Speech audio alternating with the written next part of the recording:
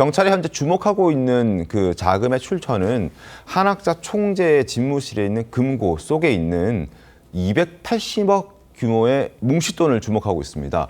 회계장부도 없이 운영됐다는 그 280억, 그 돈이 과연 어디서 왔고 또 어떻게 쓰였을지, 이게 이제 경찰 수사의 핵심으로도 꼽히고 있습니다.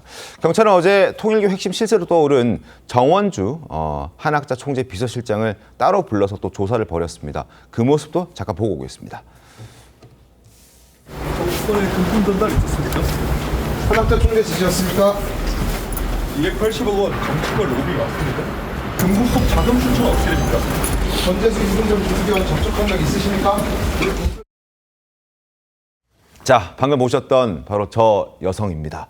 한학자 총재 비서실장, 실세 중에 실세로 불리는 인물입니다. 사실상 윤영호 전 본부장보다 더 실세였던 것으로 전해지고 있는데 화면 함께 보시죠. 자, 통일교 고위 관계자, 금고에 보관된 현금 300억 원 정도는 늘 유지한다. 늘 유지가 된다고 합니다. 쓰면 채우고 또 부족하면 어디서 갖고 오고 항상 300억 원 정도는 금고에 늘 유지가 된다는 관계자의 설명. 그리고 금고직이 또 다른 A씨는 금고는 한 총재와 정원주 실장, 앞서 경찰 어제 조사를 받았던 그 정원주 실장의 지시로 열 수 있다. 두 사람만 열 수 있다는 겁니다. 한학자 총재랑 정원주 실장. 자, 사실상 핵심 중에 핵심.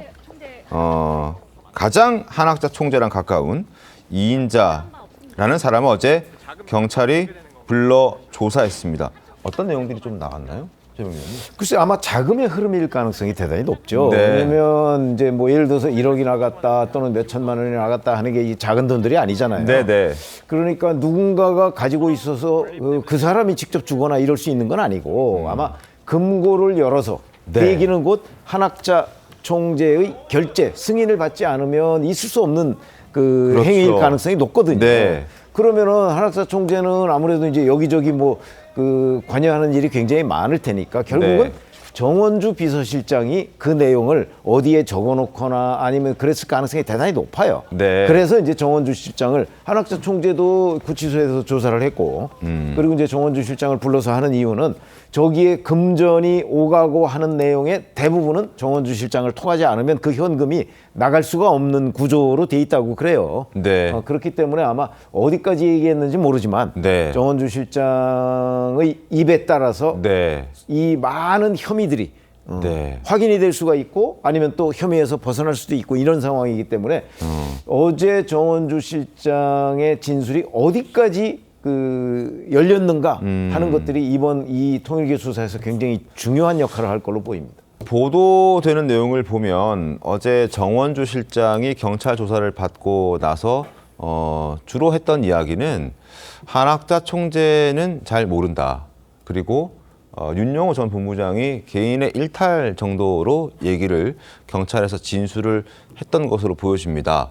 한학자 총재도 자신은 사실상 거의 실명 수준으로 눈이 굉장히 안 좋기 때문에 뭐 윤영호 전 본부장이 매일 새벽 5시 특별 보고 형식으로 보고서를 올리더라도 그걸 볼 수 없었다. 뭐 이런 얘기들도 지금 하고 있는 상황이고 어쨌든 뭔가 좀 꼬리 자르기를 하려는 듯한 그런 느낌도 지울 수가 없어요. 조기현 변호사님 어떻습니까?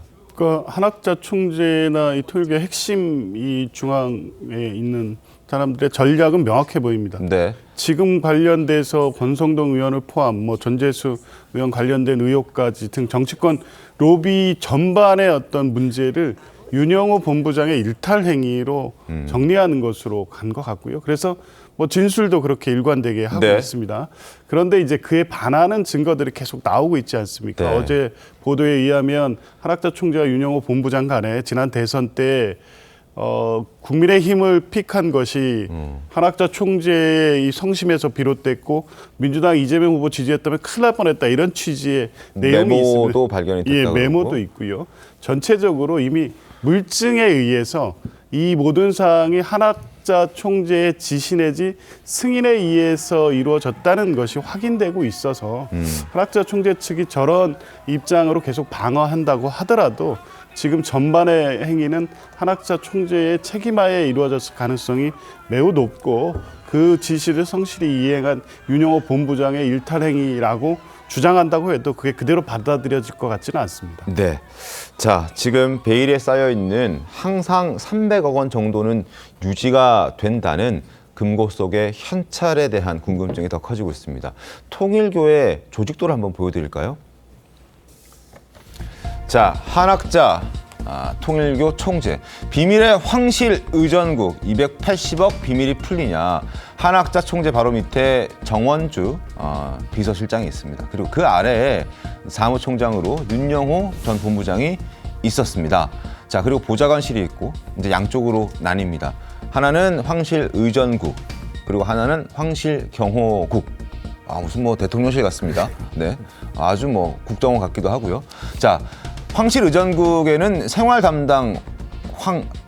담당하는 황생부가 있습니다. 황생부. 그리고 식사를 담당하는 황식부. 그러니까 아마 황생부, 황식부, 황실의 생활과 황실의 식사를 담당하는 요게 있고, 금고직이 김모 씨는 이제 그 280억을 관리했던 그 김모 씨는 황생부 소속이었던 것으로 전해지고 있습니다. 자, 70명 이상이 지금 보좌관실에 편성이 되어 있는 것인데 어떻습니까? 김광삼 변호사님, 저런 거 보시면. 근데 아마 경찰에서 수사하는데 애를 많이 먹을 거예요. 네. 왜냐하면 이게 보통 일반적인 회사랄지 이제 공공기관이 아니잖아요. 네. 그러면 어떤 정치적 신념으로 똘똘 뭉쳐 있는 이제 종교단체를 볼 수 있고, 저건 사실은 한학자 총재를 거의 신격화되어 있는 거 아닙니까? 네. 그 밑에서 많은 권력을 누렸던 사람들이에요. 그래서 지금 문제되고 있는 것들이 밝혀지게 되면 네. 결과적으로 그 책임은 한학자 총재에 간단 말이에요. 네. 그러면 자기들은 참어머니라고 부르는데, 그러면 결국 참어머니가 자기의 진술로 인해서 처벌받게 된다고 한다면 이건 자기의 어떻게 보면 계속적으로 존재하기 어려운 그런 상황이 되는 수밖에 없거든요. 이제 그러다 보니까 아마 경찰에서 여러 가지를 파악하고 수사를 하고 있는데 아마 수사 과정이 굉장히 쉽지 않을 것이다 이렇게 봅니다. 알겠습니다.